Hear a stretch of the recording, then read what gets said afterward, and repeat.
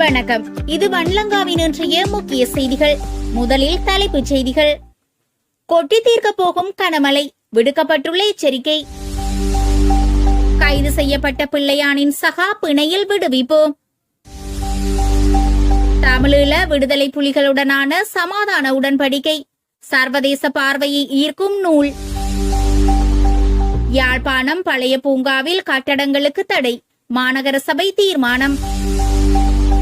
வடமராட்சி கிழக்கு கடற்தொழிலாளர் சமாசத்தில் ஊழல், வெடித்த சர்ச்சை. நாமலுடன் கடும் வாக்குவாதத்தில் ஈடுபட்ட இளைஞர்.